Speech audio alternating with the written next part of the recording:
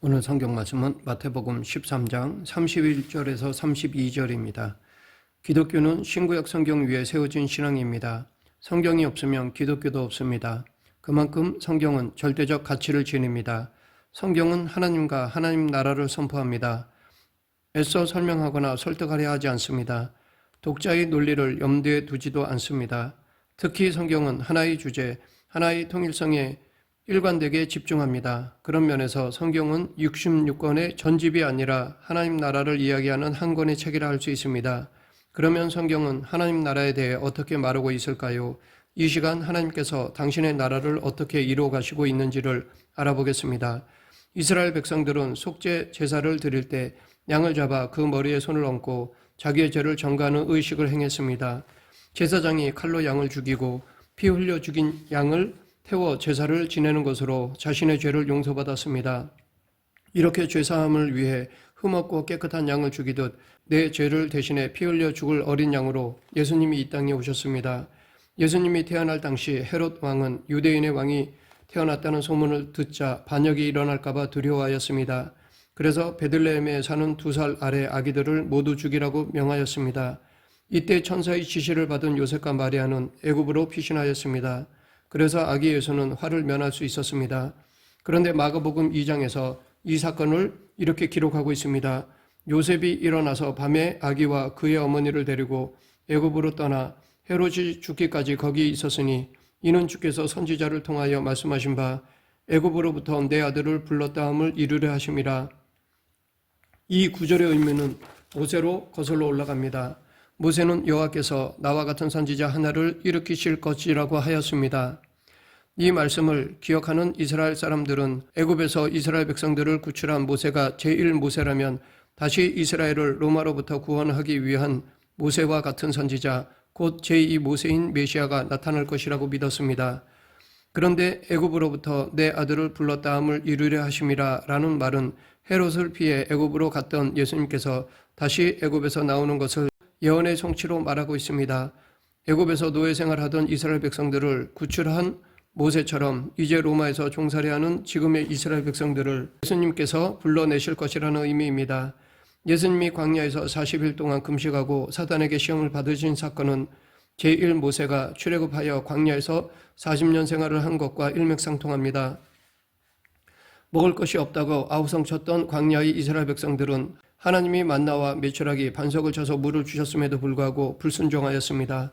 그러나 예수님은 광야에서 40일 동안 굶었음에도 하나님의 말씀에 순종하였습니다. 우리는 이 사실을 사단의 시험을 통해 알 수 있습니다. 예수님이 광야에서 40일 동안 굶었을 때 사단은 내가 만일 하나님의 아들이어든 명하여 이 돌들로 떡덩이가 되게 하라 라고 하였습니다. 이 시험을 문자적으로만 보면 40일 굶어서 배가 고프니까 능력을 발휘하여 해결하라는 것으로 보입니다. 즉 돌을 떡으로 만들라는 능력의 시험으로 보입니다. 그러나 이 시험의 핵심은 능력이 아니었습니다. 사단은 이때 내가 하나님의 아들이어든 이라는 조건을 내걸었습니다.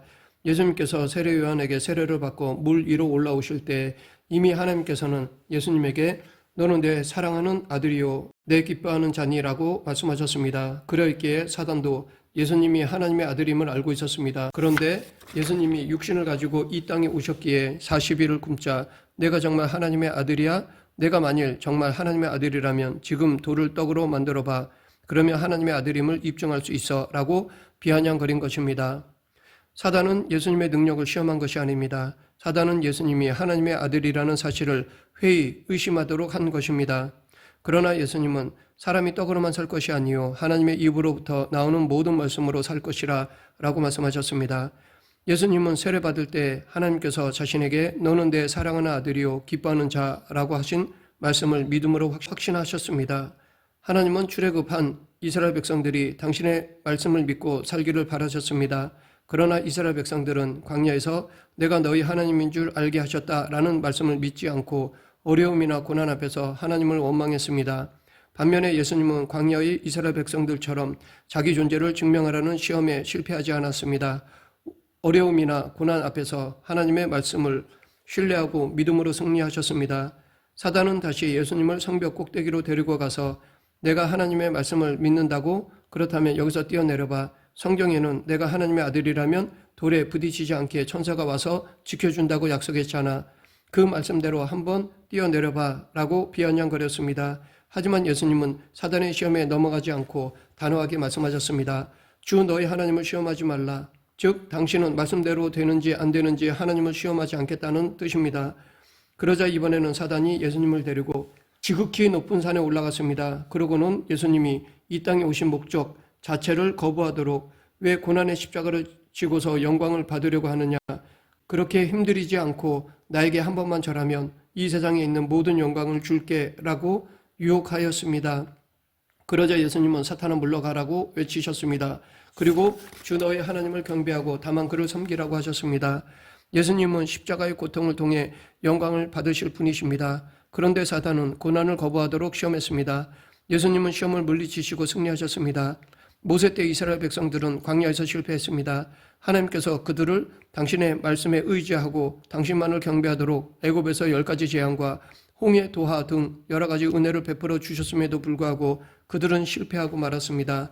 하지만 제2 모세인 예수님은 애굽에서 나와 모든 구원받은 하나님의 백성의 대표로 광야의 시험에서 승리하셨습니다.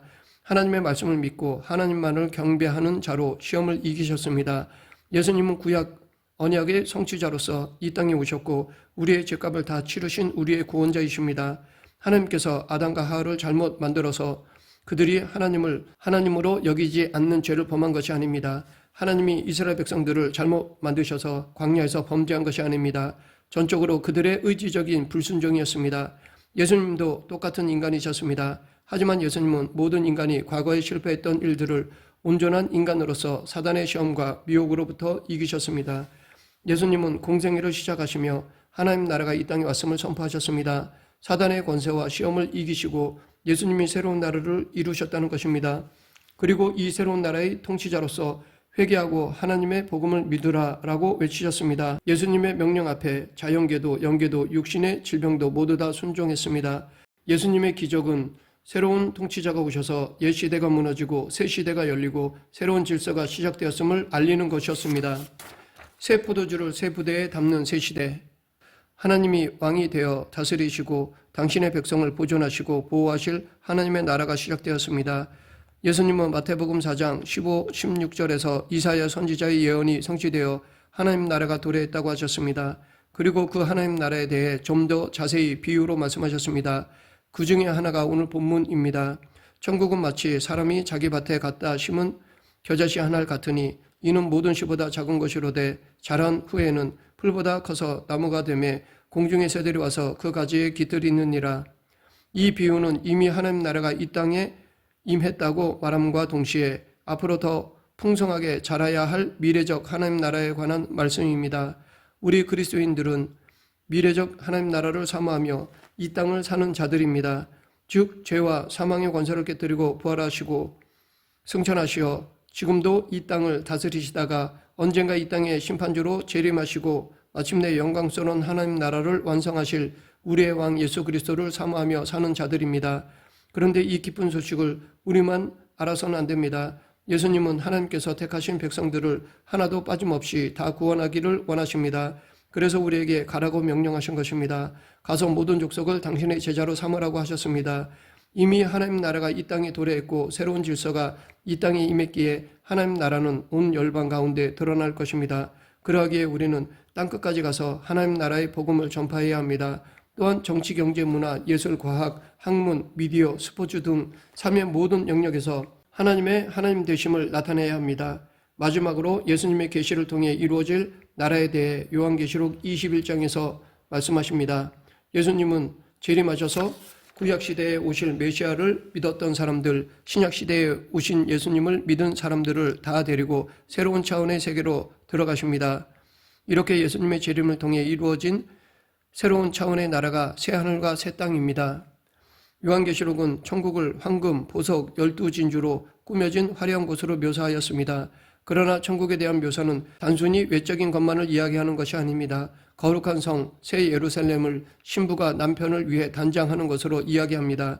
그리스도의 신부인 우리의 아름다움을 황금보석으로 표현한 것입니다. 물론 우리가 흔히 말하는 천국, 즉 공간적인 하나님 나라는 외형적으로 더 없이 아름다울 것입니다.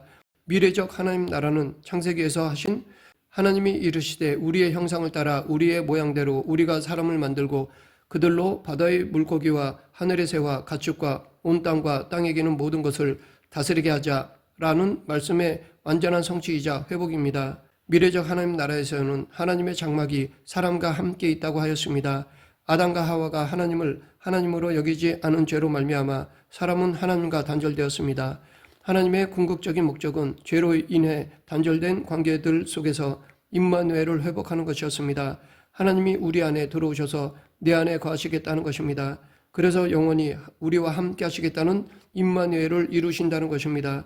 이 임마누엘의 현재적 하나님 나라가 지금도 성령님을 통해 우리 가운데 거하십니다. 아직은 사단이나 불신자들이나 육신의 연약함 때문에 갈등하지만 하나님 나라에 들어가면 완전한 임마누엘, 나를 창조하신 하나님 안에서 나의 나됨을 발견하게 됩니다. 하나님의 영광은 하나님께서 창조하신 그대로 하나님의 속성이 그대로 투영되어 내가 가장 나다울 때 드러납니다. 우리는 흔히 성공하고 출세하고 잘되면 하나님이 영광을 받으실 것이라고 생각합니다. 하지만 태양 앞에 촛불을 켠다고 태양이 더 밝아지는 것이 아니듯이 하나님은 이미 영광 그 자체이십니다. 하나님께서 창조하신 나의 나됨을 발견하고 그 사실을 기뻐하고 그 모습을 주신 하나님의 은혜에 감사하고 살아가는 것이 하나님께 영광을 돌리는 것입니다.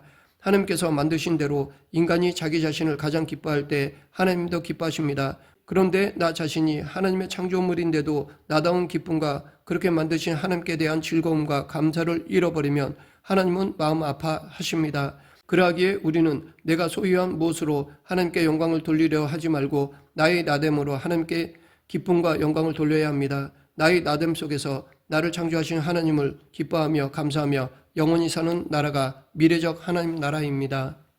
말씀을 맺겠습니다.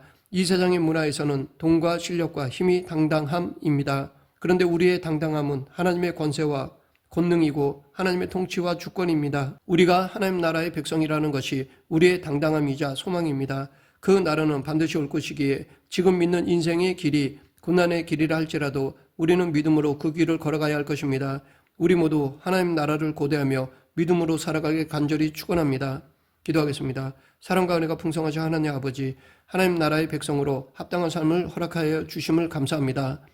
천국 백성답게 믿음으로 살아가는 성도들이 되게 하여 주시옵소서. 예수님 이름으로 기도드립니다. 아멘.